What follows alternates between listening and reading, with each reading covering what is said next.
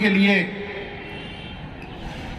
गुरुदेव वशिष्ठ जी को आमंत्रित किया गया। मां कौशल्या ने अपनी गोदी के लाल को गुरुदेव की गोदी में रख दिया। कहा, महाराज ये सूर्य वंश के बड़े राजकुमार हैं, इनका नामकरण कीजिए।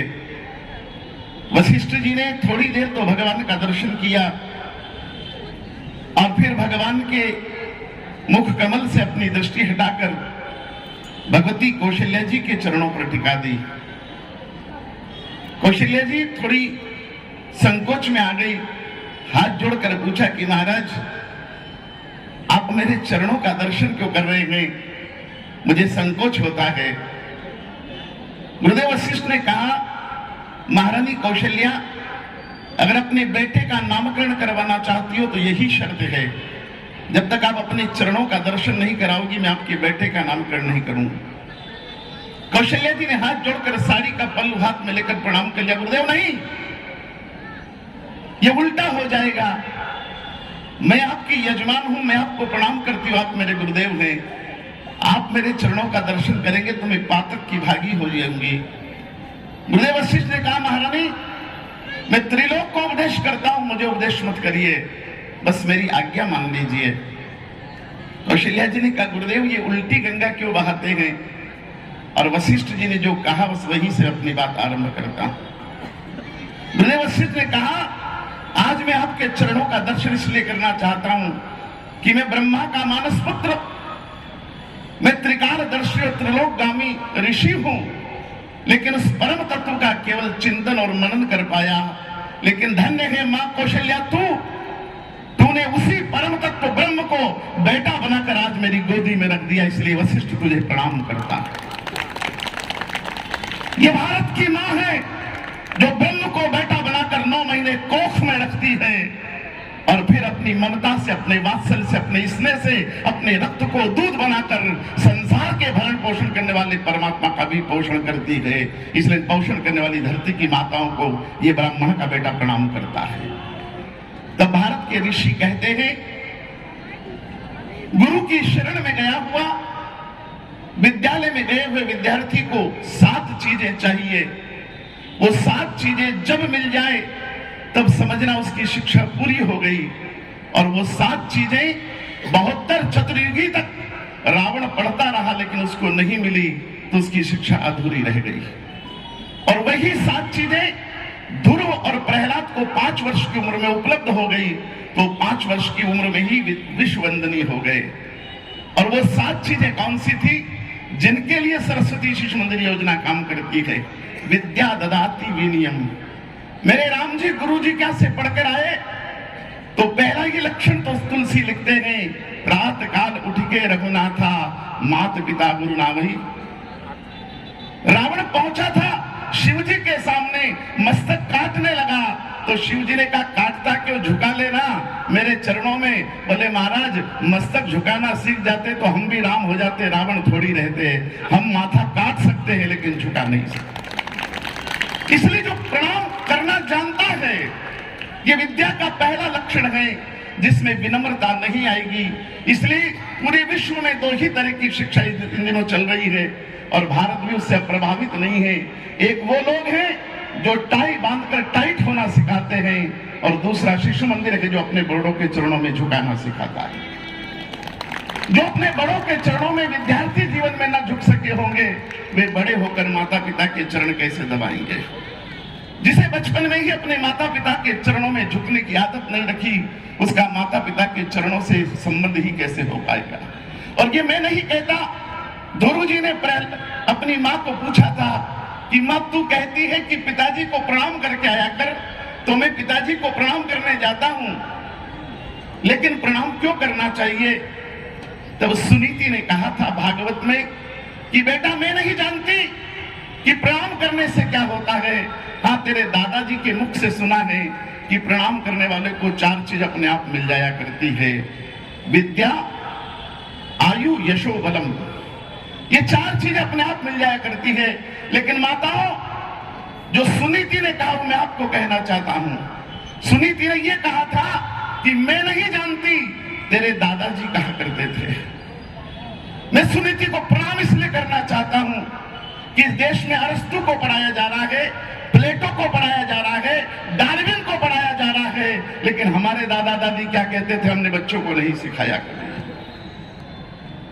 अपने कुल की, अपने परिवार के, अपने बड़ों की बात अगर आने वाली पीढ़ियों को नहीं बताई गई तो प्लेटो और अरस्तु के भक्त हो जाएंगे, लेकिन अपने कुल के पुरुषों से उनके रिश्ते कट जाएंगे। इसलिए मेरी प्रार्थना है, आपके दादा क्या कहते थे, आपकी दादी क्या कहती थी, आपके सास क्या कहते थे, आपकी सासू क्या कहती थी, आने वाली पीढ़ी को बताना, तो वो श्राद्ध पक्ष में उनका स्मरण करेंगे। अगर ये बताया ही नहीं गया तो अपने पूर्वजों का स्मरण करना भूल जाएंगे। मैं इस भारी सभा में, इस तीर्थ नगरी में स्वीकार कर सकता हूं कि मैंने रामायण से अपनी जिंदगी में उतना नहीं सीखा, मैंने भागवत से अपनी जिंदगी में उतना नहीं सीखा जितना मैंने मेरी माँ और अपनी दादी से सीखा है। मेरी दादी मेरी रामायण थी, मेरी माँ मेरी भागवत थी, मेरी माँ ने मेरी भागवत देखा है और मेरी नानी में मैंने रामायण देखी है। इन आज की पीढ़ी को ना भागवत पढ़ने का समय है, न गीता पढ़ने का समय है। इसलिए गोरखपुर की माताओं, आप ही अपने बच्चों की गीता बन जाना, आप ही अपने बच्चों की रामायण बन जाना, आप ही अपने बच्चों की भागवत बन जाना। आप रामायण बनेंगी, आप भागवत बनेंगी, आप गीता बनेंगी। बस इतना कहना चाहता हूं कि तन को बड़ा करना ये मां की जिम्मेदारी है। भारतवर्ष के शिक्षा के सिद्धांत में दो शब्द आते हैं, एक जननी और दूसरा मां। शरीर को जन्म देना ये मां की जिम्मेदारी है, तन को बलिष्ठ करना ये मां की जिम्मेदारी है, लेकिन उसका मन गढ़ना ये मां की जिम्मेदारी है। इसलिए मुझे क्षमा करना, जननी होना एक नैसर्गिक और एक शारीरिक घटना है, लेकिन मां बनना एक सांस्कृतिक घटना है। जननी तो 9 महीने में बना जा सकता है साहब, लेकिन मां बनने में 19 साल लगते हैं। इसलिए माताओं, इस समय संकट है संबंधों का, और आप ही हैं उन संबंधों को जीवित कर सकती है। अपने बच्चों को रिश्ते के, नातों के, संबंधों के, मामा के, मामी के, फूफा के, बुआ के अर्थ समझाना, तो ये देश जिंदा रहेगा। अगर काकी और बुआ दोनों आंटी हो गई तो अंतर करना मुश्किल हो जाएगा, क्योंकि पाश्चात्य में बुआ और काकी में कोई अंतर नहीं है, वह दोनों के लिए आंटी शब्द है। क्या किया जाएगा उन संबंधों का? इसलिए मेरा आग्रह है कि आप संबंधों को देना। इसलिए मेरी माताओं, बस इतनी प्रार्थना करना चाहता हूं कि तन को जन्म देने वाली जननी होती है, लेकिन मन को गढ़ने वाली मां होती है। मां केवल आहार ही नहीं दिया करती, मां विचार भी दिया करती है। इस देश की एक मां शकुंतला थी, जिसने अपने बेटे को कहा था कि शेर के दांत गिनकर का तब दूध पिलाऊंगी। उस मां ने दूध के साथ साहस पिला दिया था, बहादुरी पिला दी थी, शौर्य पिला दिया था, पराक्रम पिला दिया था, और जिसके कारण आज भारतवर्ष की जय जयकार की जाती है। और इस अमृत महोत्सव में उन सब माताओं को प्रणाम करता हूं जिनके लालों ने इस देश की आजादी के लिए अपने आप को बलिदान कर दिया। वे अमर थे, वे अमर हैं, वे अमर रहेंगे, क्योंकि उनकी मां ने जहर नहीं, उनकी मां ने उनको अमृत पिलाकर इस राष्ट्र पर बलिदान होना सिखाया था।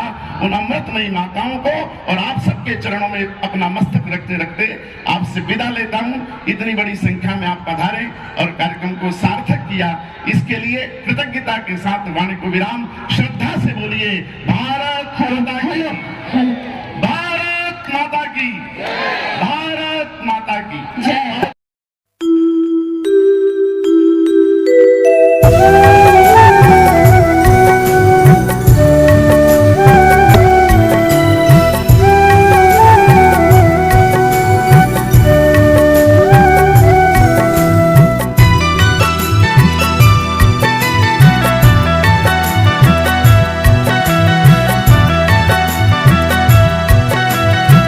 नवयुग की नवगति नवलय हम, नवयुग की नवगति नवलय हम, साध रहे होकर निर्भय, साध रहे होकर निर्भय, मुक्त कंठ से दसों दिशा में, मुक्त कंठ से दसों दिशा में, गूंजे भारत माँ की जय, गूंजे भारत माँ की जय, गूंजे भारत माँ की जय, गूंजे भारत माँ की जय। नवयुग की नवगति नवलय हम।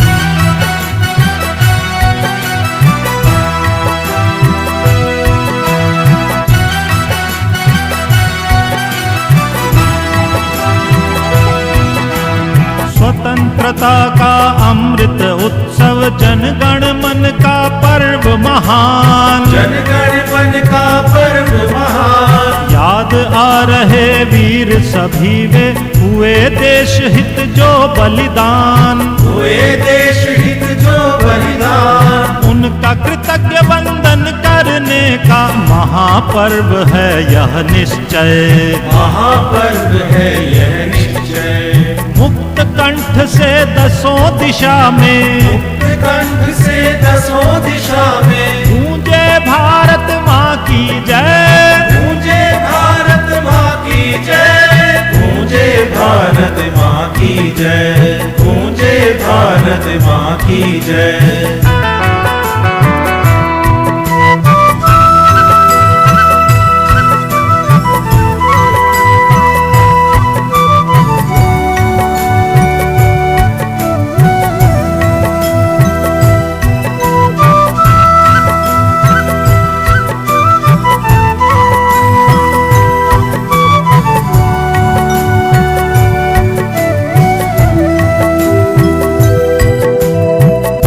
विकट थी काल रात्रि वह पराधीनता लदी हुई। पराधीनता लदी हुई।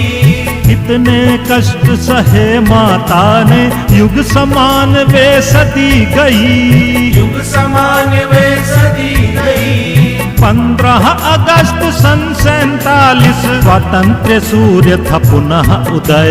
स्वतंत्र सूर्य था पुनः उदय।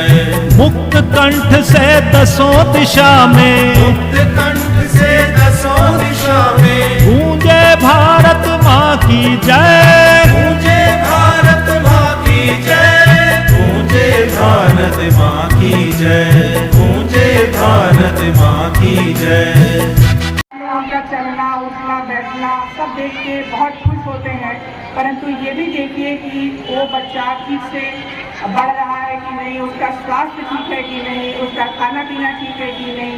वो हमें वो बच्चा जो इकाई आपके घर में है वो पूरे राष्ट्र का निर्माता है। आज के सारे बच्चे जो अपने घरों में पढ़ रहे हैं, जो इस प्रांगण में पढ़ने आ रहे हैं या किसी और शिक्षा समिति में पढ़ने जा रहे हैं, वो सब हमारे भारत का भविष्य है। ये जीवन शैली जो है वो जैसे माँ बच्चे को गाइड करेगी वैसे ही बच्चा करता है, ये मेरा विश्वास है। तो हम अपने घर की जीवन शैली आज धीरे धीरे भारत की प्रतिष्ठा पूरे विश्व में बढ़ रही है। क्यों बढ़ रही है? भारत में जो परंपराएं थी, अपनी संस्कृति को आगे चलाने की जो परिवार के अंदर परंपरा थी उसका पालन होता था, वो कहीं ना कहीं कट हो गया है।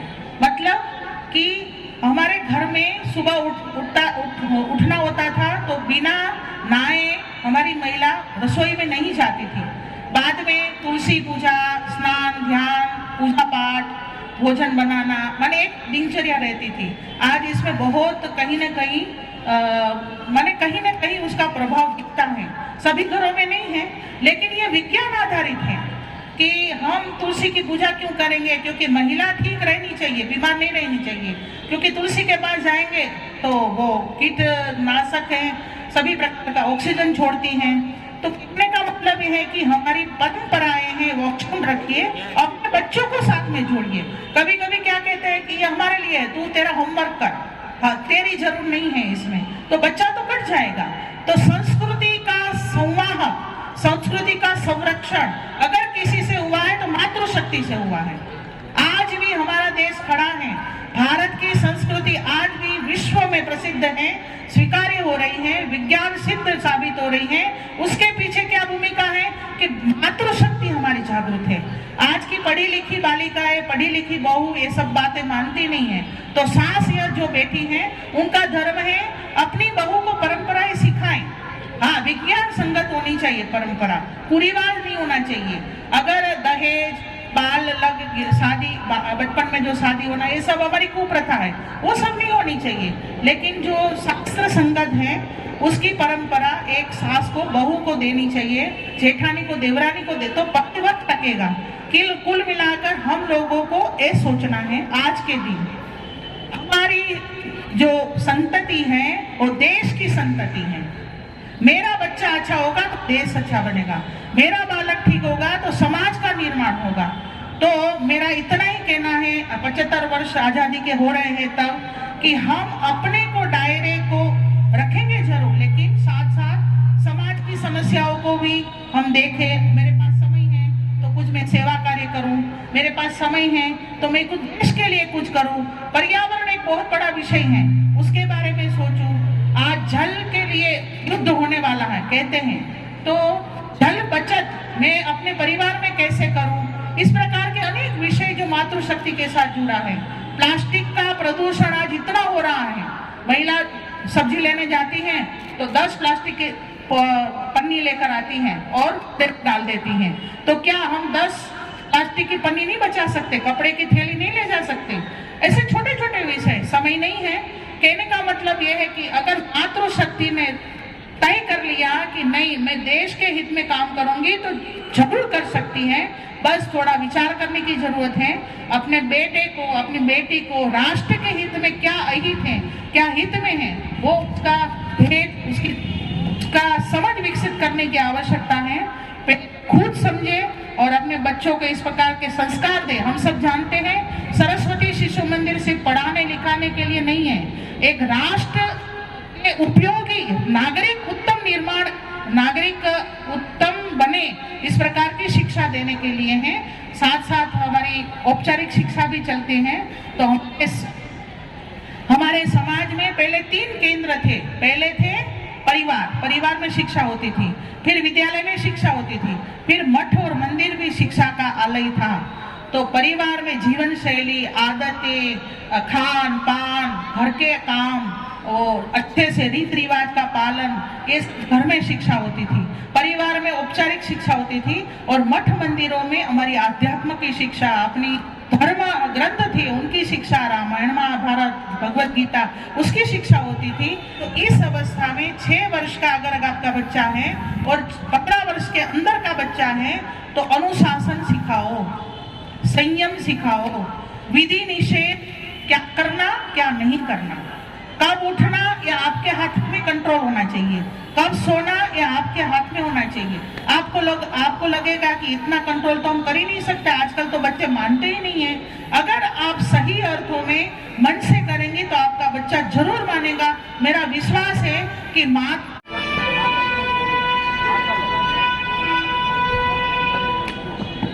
सेनापति है, सेनापति है।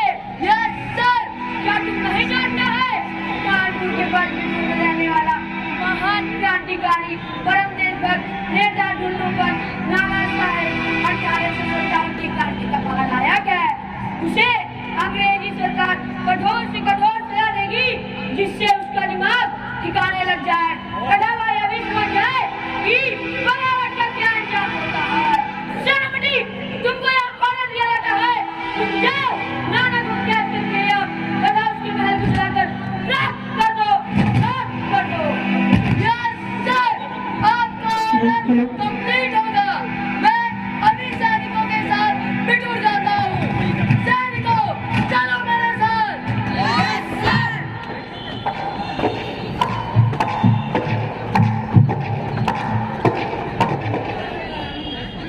सैनिकों, यही है क्रांतिकारी नाना साहेब का घर। जाओ, इसे चारों तरफ से घेर लो और इसे ध्वस्त कर दो, ध्वस्त कर दो, ध्वस्त कर दो। Yes sir.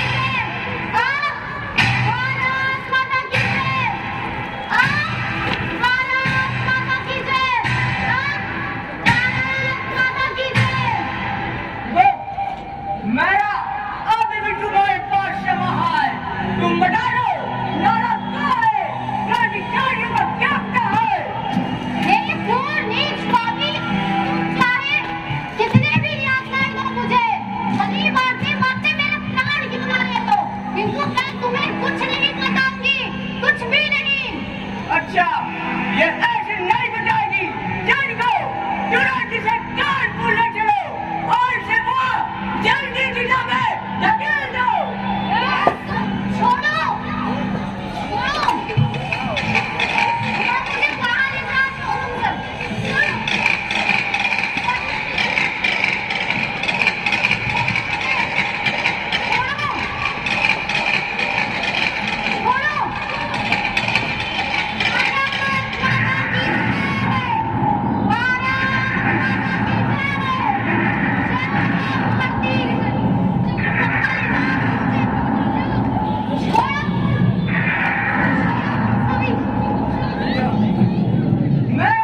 मैं तुम्हें आगे बिठाने कहा है। तुम बता दो नाम क्या है? मैं तुम्हें कुछ नहीं बताऊंगी। मुझे इस चलती जिदा में चलना स्वीकार है, किंतु मैं तुम्हें क्रांतिकारियों का पता नहीं बताऊंगी। ये ऐसे नहीं बिठाएंगे। इसको डाल दो जिला में। चलो, चलो, छोड़ो, छोड़ो मुझे। अच्छा, इसे बाहर निकालो। देखते हो ये क्या कहती है? छोड़ो।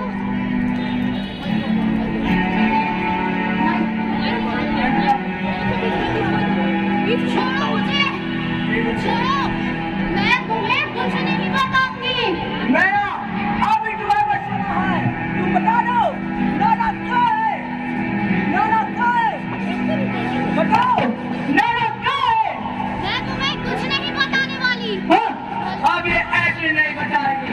सही दो, इसको तुरंत जल्दी जिला में डाल दो और तब तक उसमें रखो जब तक कि जेल के काम न हो जाए।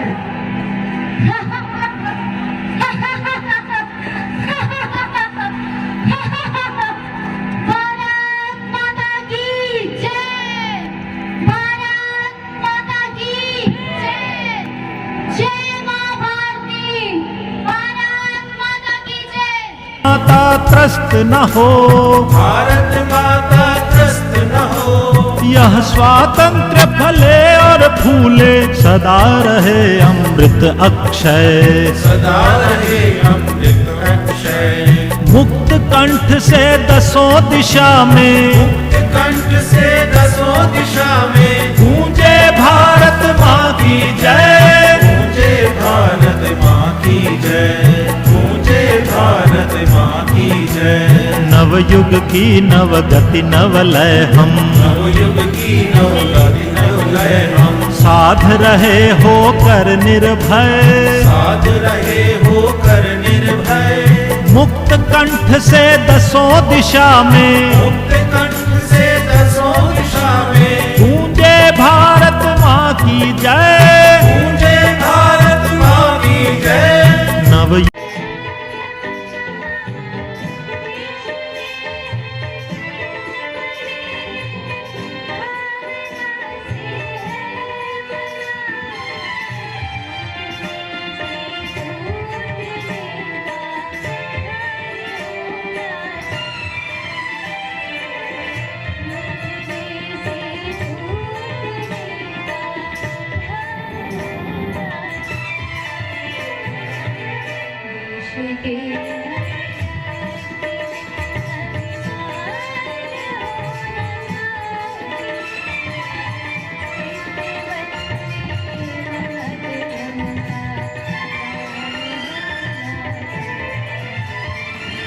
युग की नवगति नवलय हम, गूंजे भारत माँ की जय। नवयुग की नवगति नवलय हम। गूंजे भारत माँ की जय।